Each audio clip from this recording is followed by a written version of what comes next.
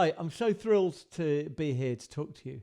For me, it's been an intriguing time. If we could set aside the challenges that we've all experienced over the last 12 months, then it's a really important opportunity for us all to learn about psychology and the impact that strange circumstances have had upon us. And I think that's one of the takes that I've been really intrigued with. One of the things that I found myself getting really consumed by was an interest in great working environments and great workplace cultures. Partly because in all of my jobs, I was able to witness when great workplace cultures were able to propel really outstanding performance from a group of people. It's almost like by having better energy and connection with each other, somehow people were able to unlock an additional level of performance. And that became intriguing because once you know that people have got that ability to step up their performance, then you start thinking, well, wow, how can I unlock it? And I think, that's the really intriguing part.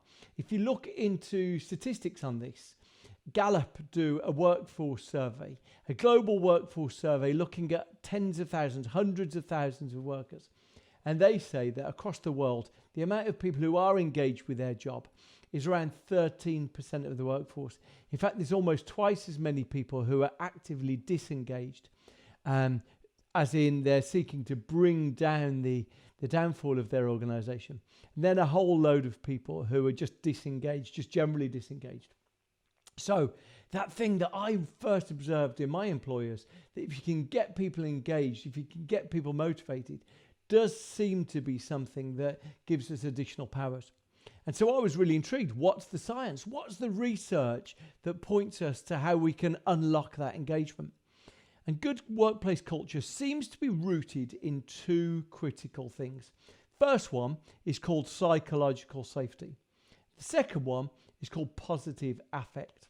And I'm going to go into each very briefly because it gives us an understanding of how any of us or the communities we're working in can actually be better functioning. The first one, psychological safety. Psychological safety is our ability to believe that there'll be no consequence for us being our true selves. So there might have been time where we couldn't necessarily tell people part of our sexuality, our personality, our beliefs for fear of being critically downgraded in our organizations because of it. And psychological safety is an understanding that when we are our real selves, we'll be valued for those things. One of the biggest researchers on psychological safety is a woman called Amy Edmondson. And Amy Edmondson says, for fear of appearing ignorant, we often don't ask questions. For fear of appearing obstructive, we don't raise concerns. We all manage ourselves. We manage the image we give to others. And it seems the closer we can get from the image that's really us to the image that we're giving to other people, the better able we are to be a candid, honest, creative version of ourselves. The second I mentioned was positive affect. What's positive affect? Well, positive affect is part of positive psychology. Work done by Martin Seligman, really heavily proven in reams of scientific papers. Positive psychology believes that somehow the mood that we're in, the frame of mind that we're in, is transformational on so many other aspects of our life. People who are positive generally get sick less.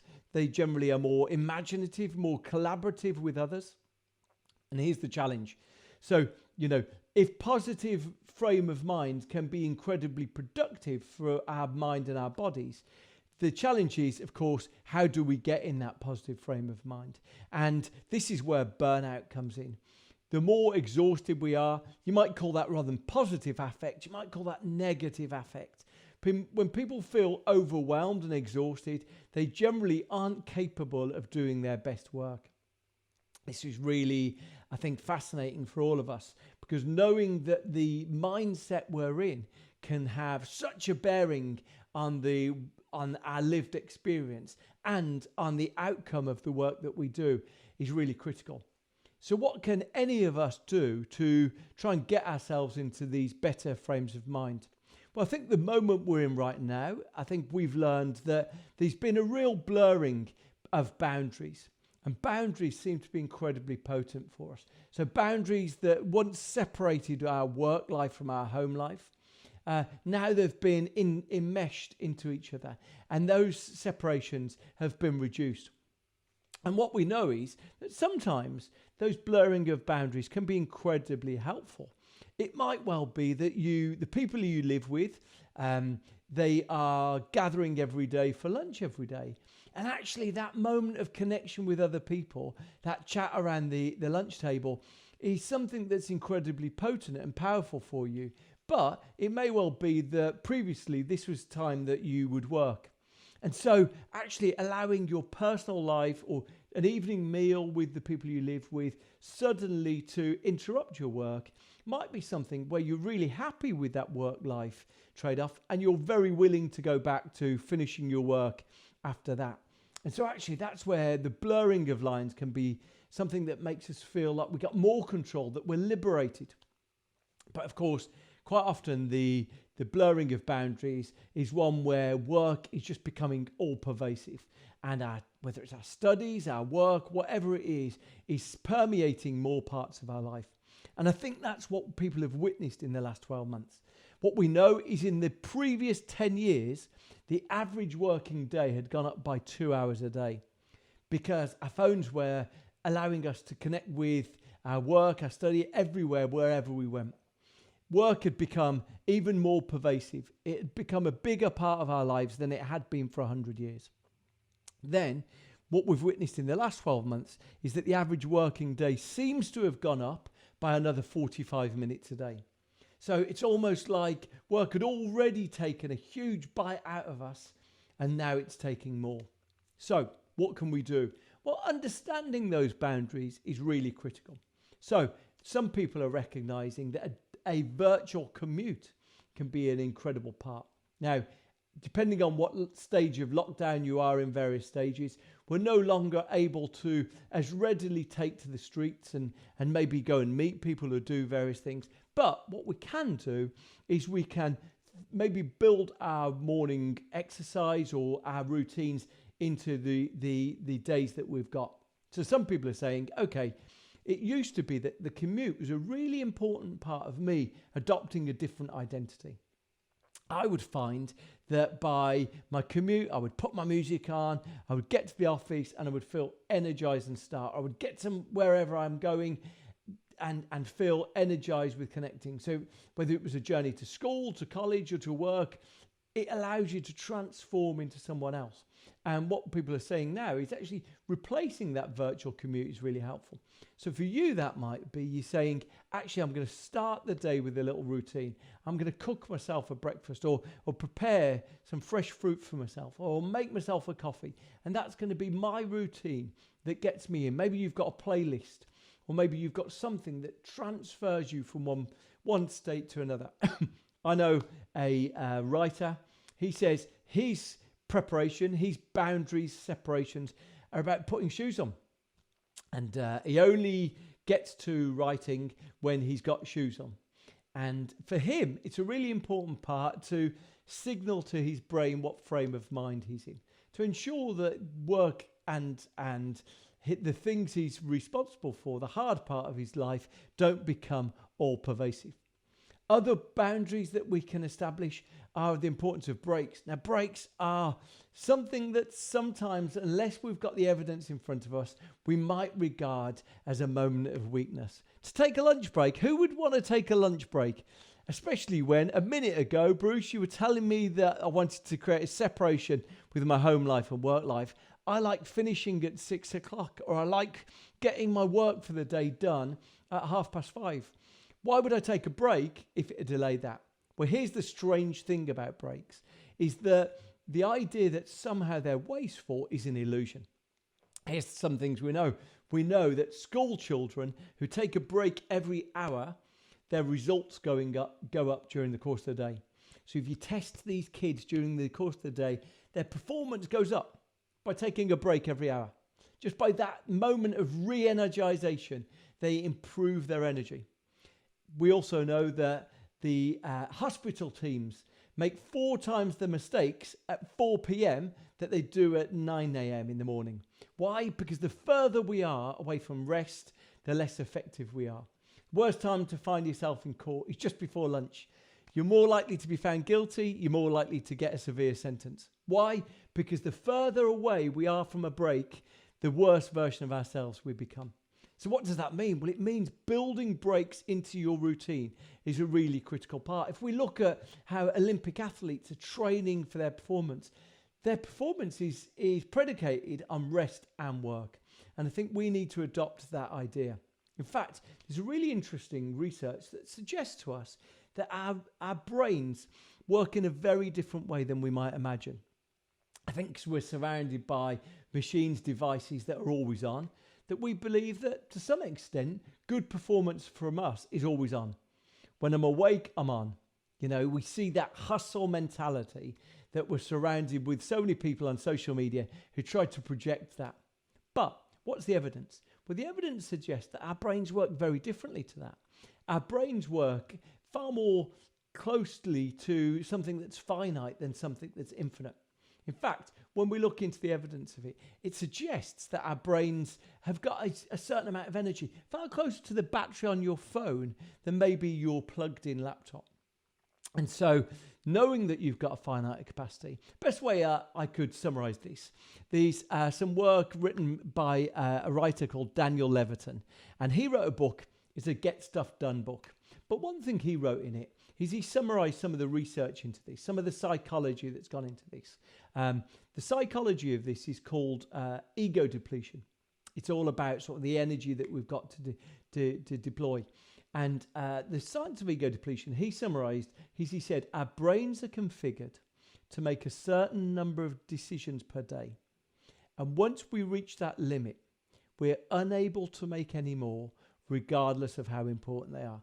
Our brains are configured to make a certain number of decisions per day. And once we reach that limit, we're unable to make any more, regardless of how important they are. That's intriguing.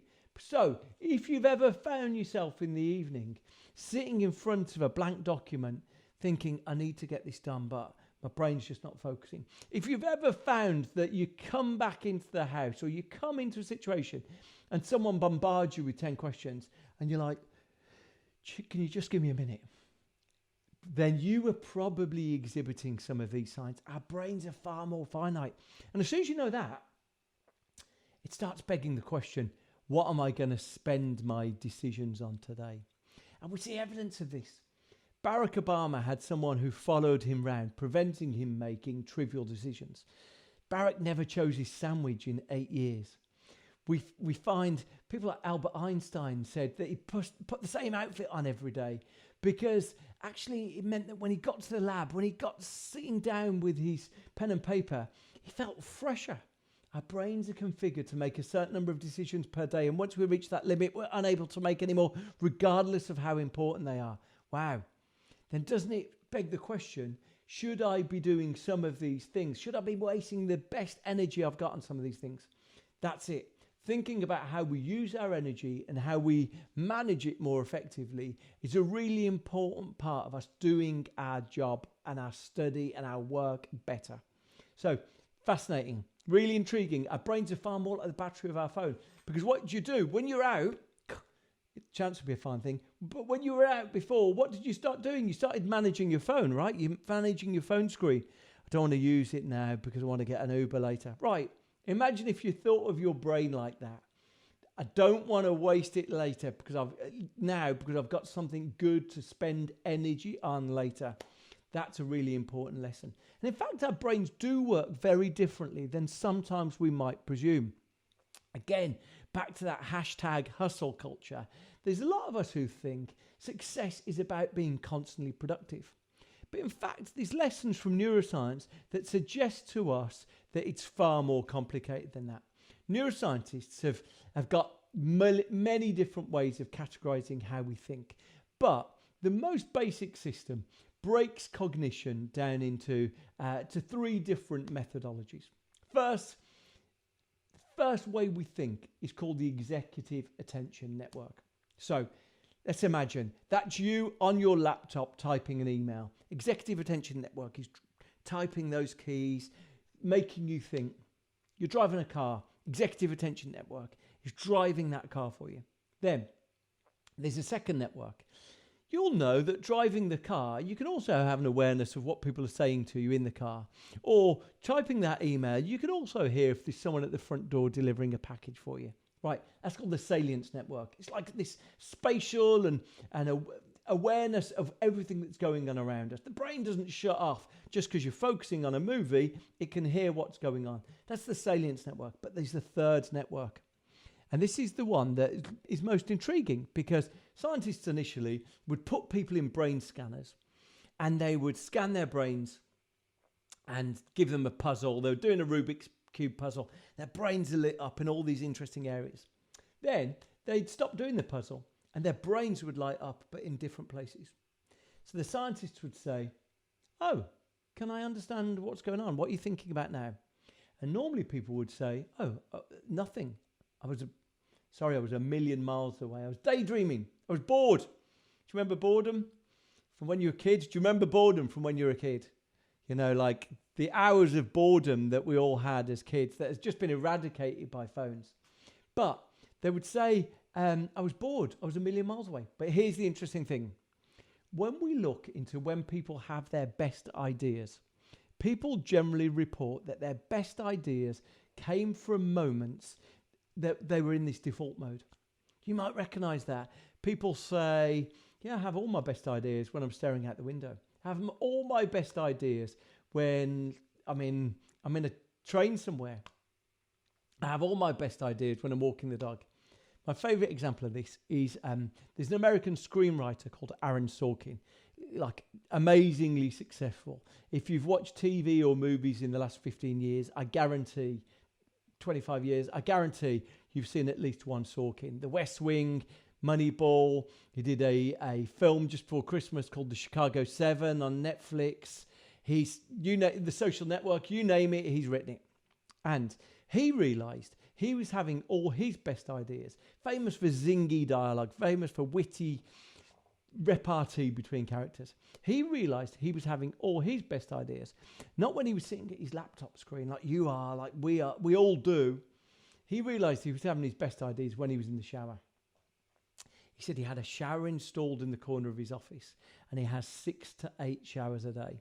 You can see the interview. You can go and find that interview. 6 to 8 showers a day. And he was asked, is this an OCD thing? Is this like an obsessive thing? He said, not at all. But I never get better thinking when I'm thinking of nothing. I never have better ideas than when I'm lost with my thoughts. And I don't know if you recognise that. Maybe when you're on your sort of mandated daily exercise, maybe when you're doing something and you find, that's an idea, a penny's dropped. It's really important. So what the two things I've said there? Firstly, our brain is far closer to a phone battery than we might imagine. It's finite. Secondly, some of the best work that our brain does is not when we're putting more information in or demanding something from it. Our brain works when we give it space to breathe. And this is really critical. Because back to how I talked at the outset, I talked about how there's this burnout epidemic where a lot of us feel right now like we need to be optimizing for productivity, optimizing to get more done. And what we're finding actually that it leaves us spent.